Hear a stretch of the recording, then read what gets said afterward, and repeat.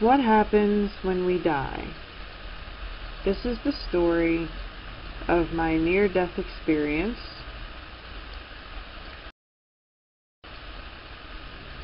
The scripture reference for today is 1 Corinthians chapter 15, verses 48 through 54, and 1 Corinthians chapter 15, verses 40 through 47. I'm also going to be referencing my book, No Longer Haunted, Part 1, Chapter 1, due to the fact that it tells the story of how I died or almost died and what contributed to my near-death experience. So the first thing we're going to talk about is the cause of my death.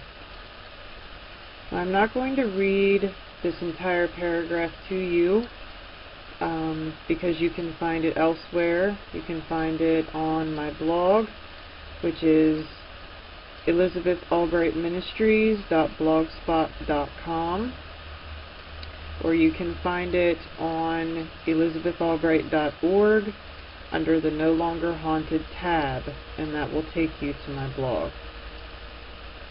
Basically, what this paragraph is explaining is how I died. And essentially that was my adopted father drowned me in the bathroom sink of the house that I lived in when I was between the ages of 1 and 4 years old.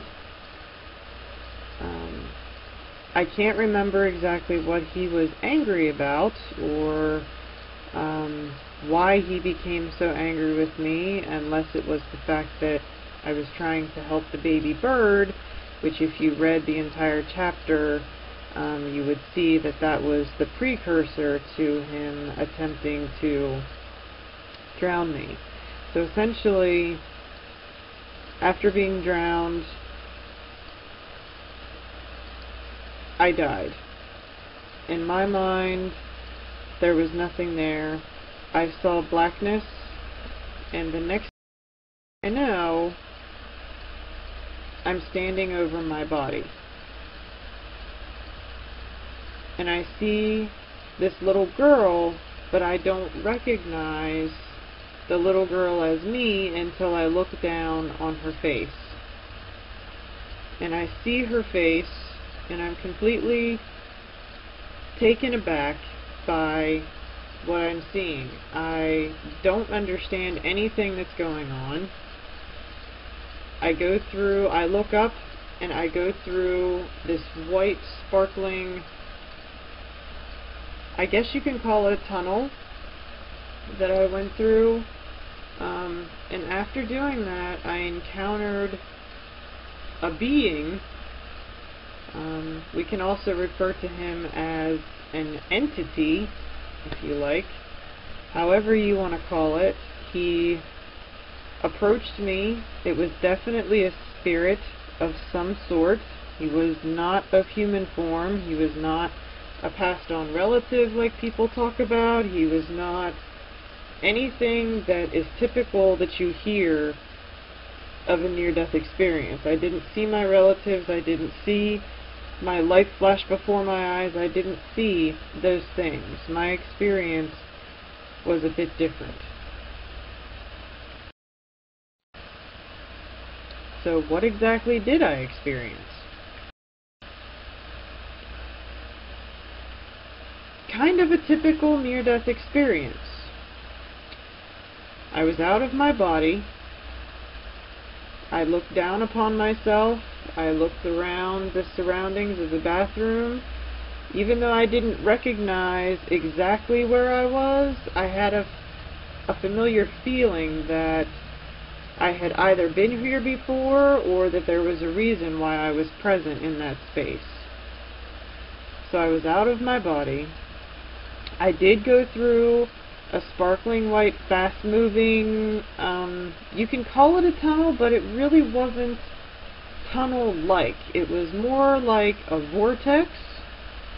If you know what a vortex is, like a spirit portal, if you've ever seen a picture of one of those that someone takes, it's kind of like that.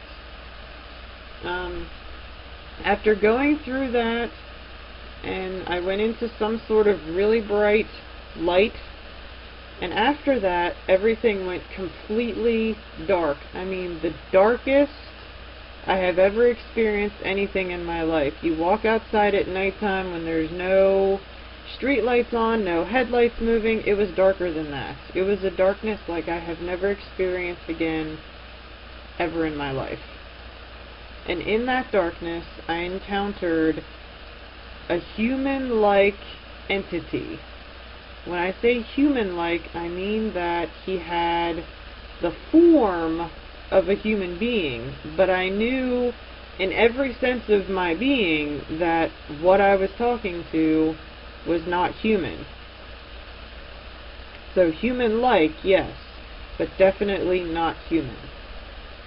I spoke with this entity or spirit, however you want to say it. We did have a conversation. Towards the end of this conversation, this entity asked my permission to return with me. Now, this is the thing that I've never really understood about what happens. I have been talking to God on a regular basis about why this entity needed permission to return with me. This is the first time that I have ever heard anyone say that they have a shadow person or a dark entity that comes back with them. And when I say dark, I simply mean black. I'm not talking evil. I'm not saying that it was the devil coming back with me. What I'm saying is that the entity was dark. I could not see a form. I could not see a face. It reminds me of what people call today shadow people. So at any rate, it asked my permission to return with me, and it said that if it came back with me, that it would protect me and keep me safe, and that I would not have to worry myself that I would ever be harmed again. So of course, being a child, and in my understanding, I really didn't know what was going on. I don't even think I was cognizant of the fact that I had died. I didn't know where I was, what was happening, so I gave it permission to return with me. And the next thing I know, I woke up in my bed, my mother was by my side, and I was vomiting into a bucket, obviously from lack of oxygen from being drowned.